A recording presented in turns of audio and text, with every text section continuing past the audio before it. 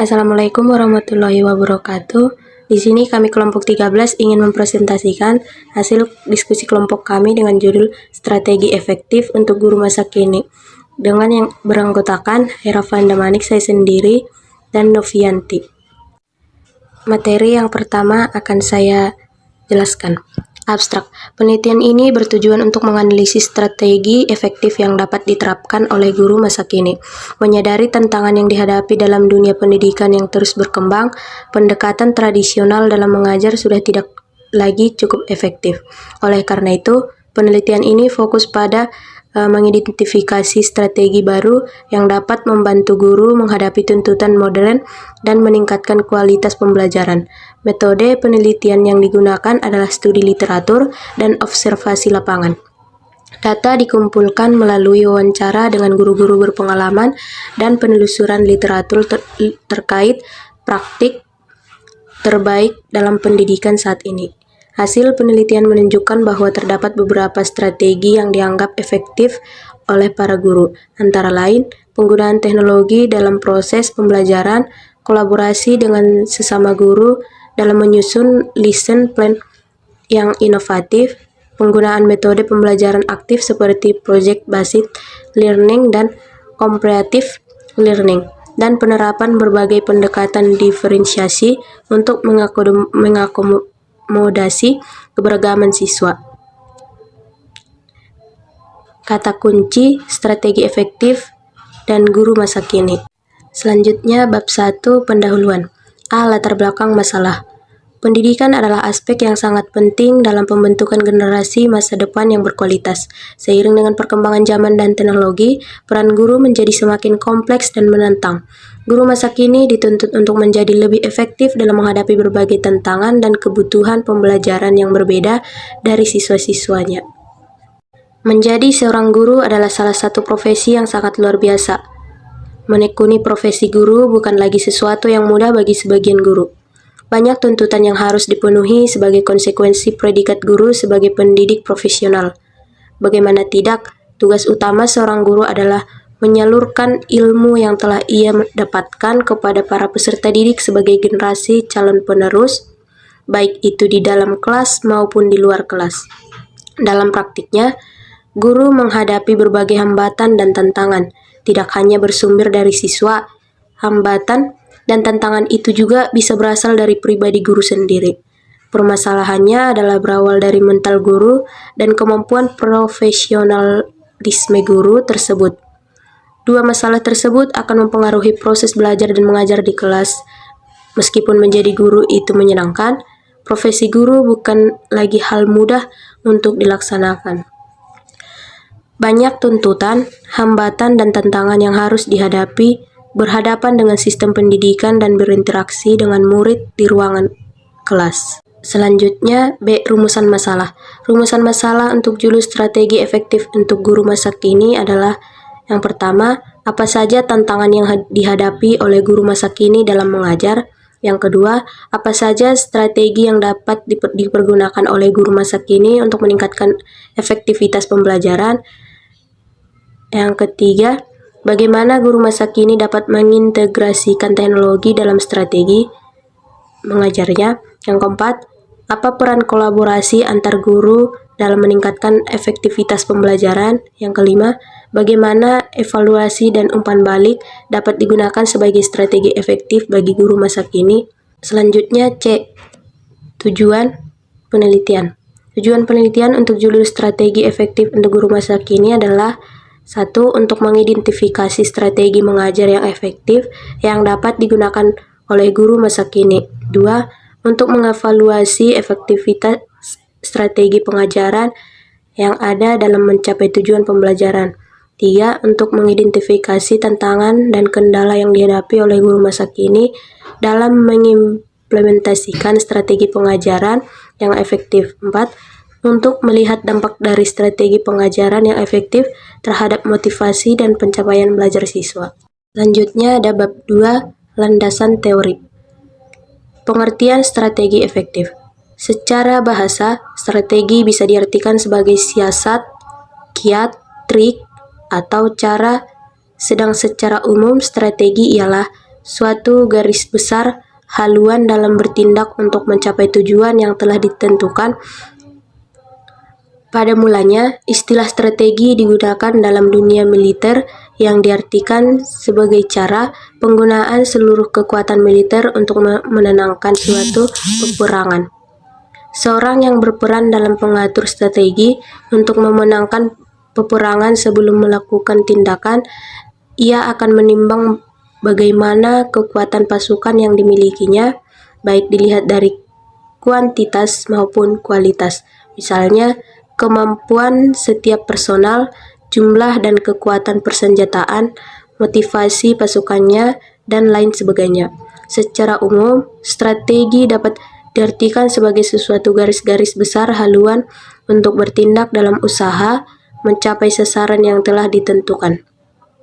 Dihubungkan dengan belajar mengajar, strategi juga bisa diartikan sebagai pola-pola umum kegiatan guru dan anak didik dalam perwujudan kegiatan belajar mengajar untuk mencapai tujuan yang digariskan. Secara umum, strategi dapat diartikan sebagai sesuatu garis-garis besar haluan untuk bertindak dalam usaha mencapai sasaran yang telah ditentukan. Dihubungkan dengan belajar mengajar, strategi juga bisa diartikan sebagai pola-pola umum kegiatan guru dan anak didik dalam perwujudan kegiatan belajar mengajar untuk mencapai tujuan yang digariskan. Dalam era digital seperti sekarang, guru perlu menggunakan strategi yang efektif dalam mengajar agar siswa dapat belajar dengan baik. Berikut ini adalah beberapa strategi efektif untuk guru masa kini. Yang pertama, menggunakan teknologi dalam pembelajaran. Yang kedua, menerapkan pendekatan pembelajaran yang berpusat pada siswa. Yang ketiga, mendorong kolaborasi antar siswa. Yang keempat, menggunakan metode pembelajaran yang aktif dan praktis. Yang kelima, membangun hubungan yang positif dengan siswa. Selanjutnya, jenis-jenis strategi efektif untuk guru masa kini. Yang pertama, pembelajaran berbasis proyek. Guru dapat mengajarkan siswa dengan memberikan tugas proyek yang melibatkan penggunaan pengetahuan dalam situasi dunia nyata.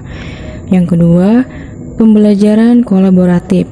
Guru dapat mendorong siswa untuk bekerja sama dalam kelompok-kelompok kecil untuk memecahkan masalah atau menyelesaikan tugas. Yang ketiga, penggunaan teknologi dalam pembelajaran. Guru dapat menggunakan teknologi seperti komputer, tablet, atau perangkat mobile untuk meningkatkan pengalaman belajar siswa. Yang keempat, pembelajaran berbasis masalah. Guru dapat memberikan tantangan dan masalah kepada siswa untuk memecahkan dalam konteks pembelajaran. Yang kelima, pembelajaran diferensiasi. Guru dapat mengakomodasi kebutuhan belajar yang berbeda dari siswa dengan menggunakan pendekatan yang sesuai. Yang keenam, penggunaan metode pembelajaran aktif. Guru dapat menggunakan metode pembelajaran yang melibatkan siswa secara aktif dalam proses belajar. Yang ketujuh, penggunaan asesmen formatif. Guru dapat menggunakan asesmen formatif secara teratur untuk melacak kemajuan belajar siswa. Yang kedelapan, pembelajaran berbasis kompetensi.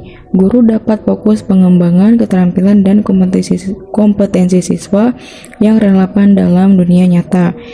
Yang kesembilan, penggunaan sumber daya luar kelas. Guru dapat merencanakan kunjungan lapangan, mengundang ahli tamu, atau menggunakan sumber daya online untuk memperkaya pengalaman belajar siswa. C. Peluang dan tantangan. Adapun peluang dan tantangan dalam strategi untuk guru masa kini sebagai berikut. Peluang 1. Akses ke teknologi. Guru masa kini memiliki akses yang lebih baik ke teknologi dan sumber daya digital. Yang kedua, komunikasi yang lebih baik dengan siswa dan orang tua. Guru dapat menggunakan alat komunikasi online seperti email, pesan teks, atau platform komunikasi kelas untuk berinteraksi dengan siswa dan orang tua secara efektif. Yang ketiga, meningkatkan inovasi dalam pengajaran. Guru masa kini dapat lebih mudah berbagi dan mengadopsi praktik pengajaran inovatif melalui kolaborasi online dengan rekan-rekan mereka di dunia pendidikan. Selanjutnya, tantangan. Guru masa kini menghadapi berbagai tantangan yang unik. yang mungkin tidak dihadapi oleh guru di masa lalu. Beberapa tantangan tersebut antara lain, yang pertama, teknologi yang berkembang pesat. Dunia digital dan teknologi informasi telah mengubah cara orang belajar dan berkomunikasi. Yang kedua, kesulitan dalam mempertahankan perhatian. Di era banyaknya rangsangan visual dan gangguan digital, siswa sulit mempertahankan perhatian mereka untuk waktu yang lama. Yang ketiga, perbedaan individu. Siswa di kelas sekarang memiliki latar belakang gaya belajar, kecerdasan, dan minat yang berbeda. D. Implementasi strategi efektif untuk guru masa kini. Yang pertama, memahami kebutuhan dan karakteristik siswa. Guru perlu memahami kebutuhan dan karakteristik siswa masa kini, seperti gaya belajar yang berbeda-beda dan kebutuhan pembelajaran yang lebih interaktif dan relevan dengan kehidupan sehari-hari siswa. Yang kedua, menggunakan teknologi dalam pembelajaran. Guru perlu mencari cara untuk mengintegrasikan teknologi dalam pembelajaran, seperti menggunakan presentasi, multimedia, video pembelajaran, atau platform pembelajaran. Yang ketiga, mendorong partisipasi aktif siswa.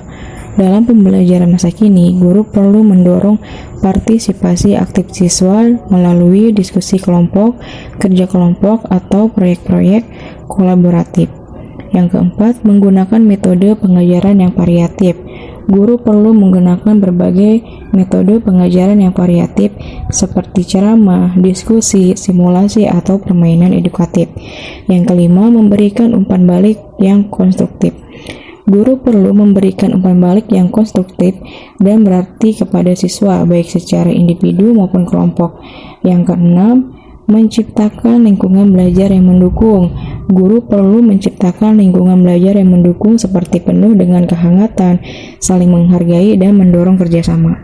Selanjutnya yaitu hal-hal yang dilakukan untuk menjadi guru yang efektif. Yang pertama, menguasai materi pelajaran dengan baik dan sesuai dengan kurikulum yang berlaku. Yang kedua, menggunakan metode pengajaran yang inovatif dan menarik sehingga dapat memotivasi serta menarik perhatian para siswa. Yang ketiga, melibatkan siswa aktif dalam proses pembelajaran, misalnya melalui diskusi, tanya jawab, dan proyek. Yang keempat, membuat suasana kelas yang kondusif dan mendukung pembelajaran, termasuk menjaga disiplin siswa. Yang kelima, memberikan umpan balik berbasis kinerja kepada siswa, sehingga mereka dapat mengetahui sejauh mana kemampuan mereka. Yang keenam, menggunakan teknologi pendidikan yang sesuai, seperti multimedia dan internet untuk memperkaya pembelajaran. Yang ketujuh, melakukan pembaruan terhadap metode dan konten pembelajaran yang secara terus-menerus sehingga sesuai dengan perkembangan zaman. Bab 3, penutup. A. Simpulan. Dalam era pendidikan digital yang terus berkembang, guru masa kini perlu mengadopsi strategi efektif untuk meningkatkan kualitas pembelajaran. Strategi-strategi ini harus memperhatikan teknologi, keterlibatan siswa, dan penerapan metode pengajaran yang inovatif. Melalui penggunaan strategi efektif, guru masa kini dapat menciptakan lingkungan belajar yang menarik dan menyenangkan serta memberikan pendidikan yang relevan dan berkualitas. B. Saran.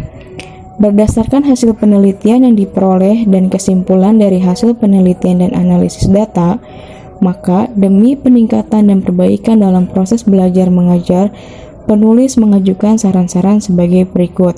Yang pertama, bagi sekolah hendaknya mengupayakan untuk memberikan fasilitas yang lebih baik dan menciptakan lingkungan belajar yang nyaman demi menunjang proses belajar dan prestasi belajar siswa.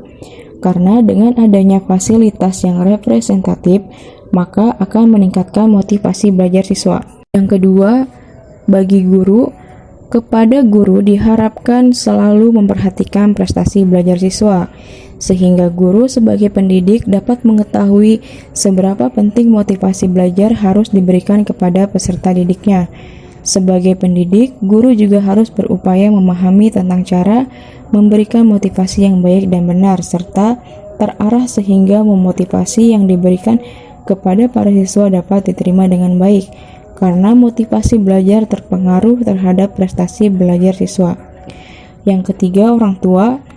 Kepada orang tua, siswa agar dapat meningkatkan perhatian, memberikan bimbingan arahan dan motivasi serta memantau putra-putrinya dalam belajar.